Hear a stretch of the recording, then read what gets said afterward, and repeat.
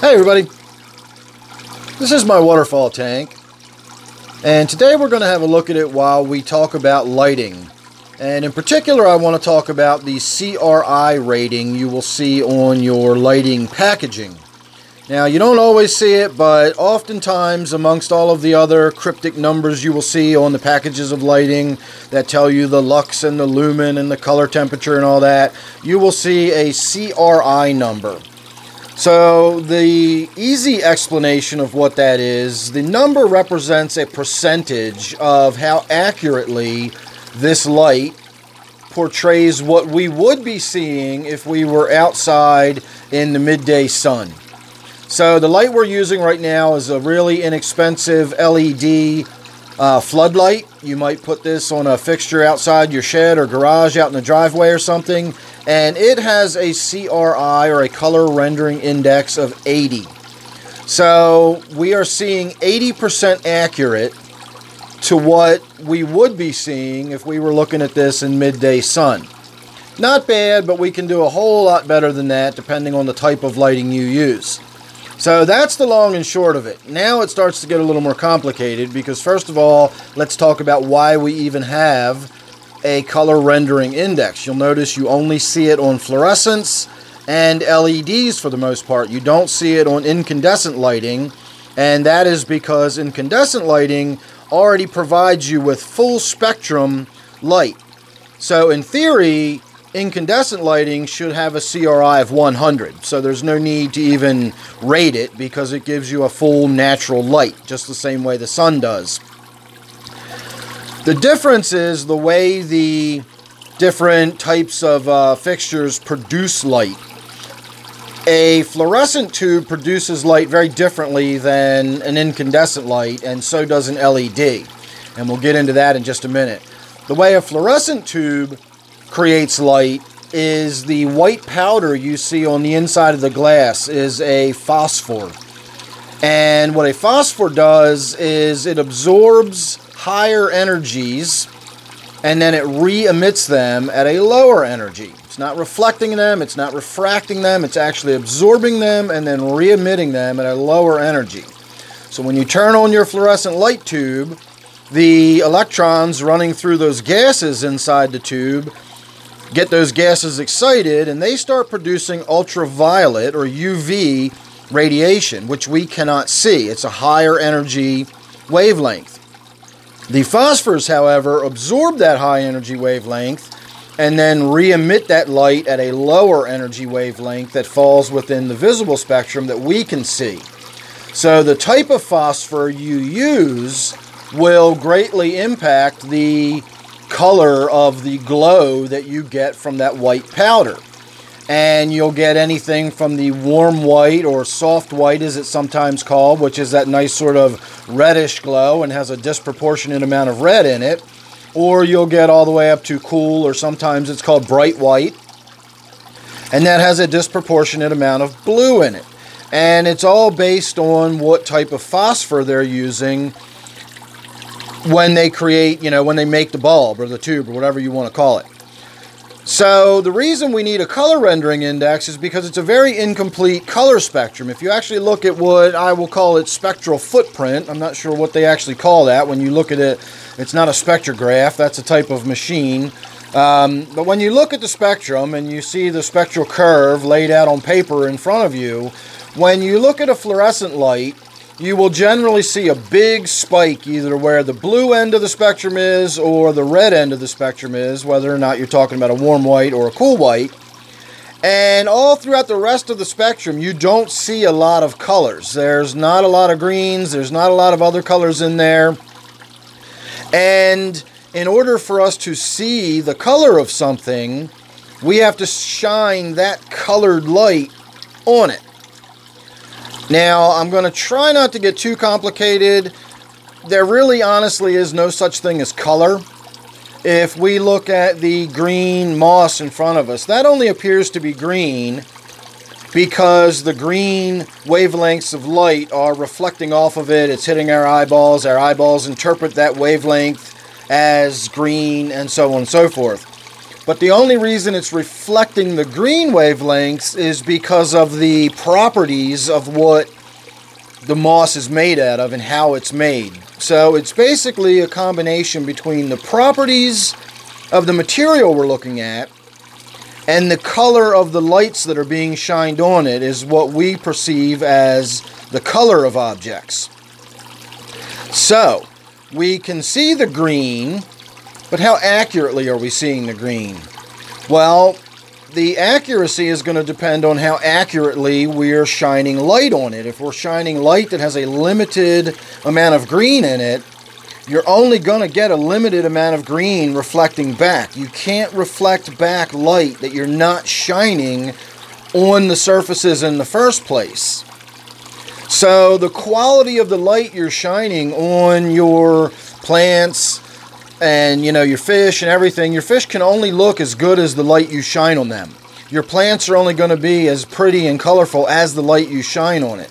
So that color rendering index is actually fairly significant when it comes to how good everything looks. So I've set up a pretty simple experiment, and we're going to have a look at a few different things to give you an idea of what I mean by the quality of light, or the quality of what you see is only as good as the quality of the light you're actually shining on it. So this is a color rendering index of 80, and we've been having a good long look at it now, and it's not too bad looking, but it's not very good. Now this also does not have very much luminosity. This is about 1,000 lumens that we're looking at, and in just a moment here we're going to be looking at a great deal more than that. So let me turn this light off. It's going to be dark for a moment. Now we're going to turn my LED on, and it's going to be very bright now. So this, I'll grant you, is more than 20,000 lumens. So, brightness-wise, luminosity-wise, we've just gone through the roof compared to what we were just looking at.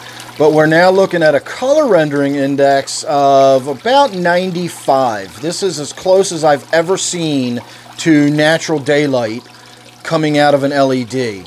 And I will sort of explain a little bit about how we get such an amazing color rendering from an LED, because the way an LED works produces even narrower wavelength of light than a fluorescent. An LED produces pretty much one wavelength of light. So if you were to look at an LED's spectral footprint or whatever, you would see a great big spike right where whatever nanometers that particular chip produces. So there's a couple of ways around this from an inexpensive point of view.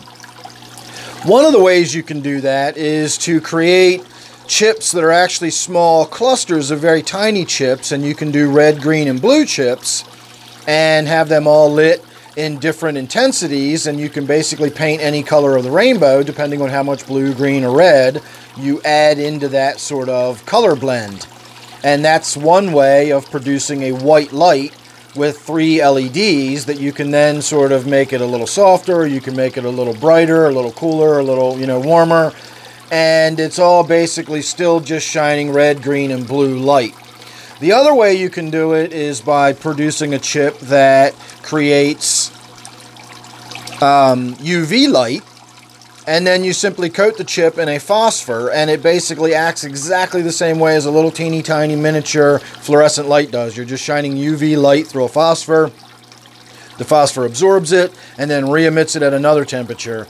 This is even a less effective way than the red, green, and blue chips, because you're basically now just using a fluorescent light again. I know you're using the efficiency of an LED and you're getting the low wattage and the high output and all that, but light quality is still going to be that of a fluorescent light. You're just running a UV light through a phosphor, and the phosphor is glowing. At least with the red, green, and blue chips, you can sort of blend the 3 different colors, and you can get a little bit more color back out of what you're looking at. The chips we're looking at right here are actually CRI X lamps, and these are the CXA 3070s, which are really, really good chips. They put out a tremendous amount of light, and it's an amazing light. So this is not one of them, but it is a very, very similar This is another one of the CRI X lamps. This is a 3590. And I don't know if we're going to be able to see it under this intensity of lighting. But if you look very, very close, this is called a chip on board, or a cob. And you can wire it in simply with, the 2 leads, just like it was a single chip. But what it is about 100 little tiny, tiny chips, all positioned within that yellow surface area. So when that lights up, every one of those chips is a high output 1 watt chip. And you can make every single chip a slightly different color. Now, I seriously doubt they've done that with every single chip, but they're able to place lots and lots of different chips in there that all produce slightly different colors. Because you can also make colors that are not just red, green, or blue, depending on what semiconductors you use in your chip. Each chip is still going to produce a very narrow wavelength of light, but you can stack all those narrow wavelengths of light together side by side with each individual little chip. And then, instead of painting a sort of red, green, and blue picture, you're able to paint a much, much more vibrant and accurate picture of what we're looking at. And so, of course, your plants love it because it contains pretty much all of the light that the natural sunlight would have. If you look at the, again, the spectral footprint, or whatever you want to call it, the spectral curve of the light we're looking at now, it matches the sun's curve almost perfectly, and it matches the McCree curve, which is a gardening spectrum. If you're into gardening at all, you'll know what the McCree curve is. This light that we're looking at matches the McCree curve almost perfectly as well. It simulates natural sunlight almost identically. It's just an amazing light. So this is why we've got a color rendering index of 95 on this light, is because it's not simply producing one spectrum or one sort of favoring spectrum like the cool white tubes are going to give you that more bluish light. It's got red in there, it's got green in there, it's got all of the colors in there, which is why we can see all of those colors. But it's got way more blue disproportionately than it should. It's not a very accurate representation of what natural light looks like. This is an incredibly accurate representation of what natural light looks like. So, getting back to what I was talking about with shining, you can only see what color light you actually shine on it. Let's go back to using this sort of lower quality light. And you can even see that we get a little more brightness, a little more blue comes out because we're using that brighter white light. That's a 5000K, although I don't think this is really a 5000K. I think that's a little brighter than that. Or a little higher than that. I think that's probably a 6500K, but they say it's 5000K. Not a lot of regulation on that kind of stuff. It all just kind of depends on what the company wants to slap on their labeling. So I tend to think this is probably a little higher than 5000K, and it's got a little more blue in it. The good LED that we were just looking at is only a 3000K, so despite being a much warmer color, it gave us a much better color rendering. So the color temperature is not the same as color rendering. Don't confuse color temperature and color rendering. They're not the same. So here we're now back to looking at this sort of whitish, bluish, sort of lower quality light. And what I want to do is we're first going to start by adding some more red and blue light to this. You'll notice the light we're using right now. I've got another one sitting down here on the floor. Whoop. So this is all we're using right now. It's just an inexpensive little LED. I believe this is 14 watts, whereas this unit up here is 200 watts. So, significant difference in output. So we're doing this little 14 watt LED. It puts out about 1,000 lumens, but it does not put out a lot of red. It puts out a lot of blue, but not a lot of red. For a long time, these lights were popular in indoor growing, and they're generally referred to as blurple. I don't know why, because they're blue and red makes purple, which we're going to see in a moment. but they're generally called blurple lights, and they don't do as much as everybody seemed to think they were going to do years ago, but they do make good supplemental lighting. If you're trying to grow plants that need a lot of good high quality light, and this kind of sort of crappy light is all you've got to put on them, if you add this blurple light, you will basically be fortifying the reds and the blues that your plants need to do really well. It doesn't make it nice to look at though. But in this case, what I want to show you is the difference between what looking at these plants without a lot of blue and red shining on them, and then with a lot of blue and red shining on them. So give me a moment, I'm going to put you on pause, and we're going to turn that blurple light on in addition to the light we're looking at right now. I'm just going to add the blue and red. Alright, so again, does not look terribly natural. But you can see what we're looking at. You can see all the plants, you can see the green, the blues and stuff sort of come out a little odd where you get the shadow. You can see some of the red and some of the odd color. It almost looks like you're looking at some weird 3D movie effect or something like that. And again, that is because we're using this very strange blurple light. So, getting back to my point about you can only see the colors that are being shined on there in the first place means that if we're only shining red light on there and we're only shining blue light on there, you don't see any green at all anymore because there's no green light being shined on those plants. So with no green light being shined on them, there's no green light reflecting back off of them. There's no brown light coming off of the wood because no brown light is being shined on the wood. We've got two spectrums of light being shined on this right now. We've got one blue spectrum and one red spectrum. And whatever two wave interference patterns you might get, you might see a little bit of that color coming through. You can kind of see where I used some of the blues and greens in here when I was making my paint colors, and those blues come out a little bit. You can kind of see my purple drapes over there. But if you have a look at this under this lighting, can you tell me what color those are? Now the red shows up fairly well. The blue shows up fairly well. But the green just kind of looks like nothing. And that's because we're not shining any green light on it to reflect back. So the colors that you're shining on stuff really do make a huge impact. Now let's see what the LED looks like when we've got the blurple light and the LED on at the same time. It's probably going to drown out almost entirely. So as far as those plants are concerned, they're still getting all of that red and blue light that we were just shining on there. That's still shining on those plants. And those plants are loving it, and they're soaking it up, and they're absorbing it. But you and I don't even see it anymore because we're more or less crushing it with that bright, bright LED. You'd have to go into little spots like up in here where you can see in the shadows where the LED's not reaching, but this light still is. So light's some pretty weird stuff. It gets really complicated. It gets difficult to talk about without being very long-winded about it. I've tried and tried and tried to get this video out, and I've gone in 15 different directions every time I've done it.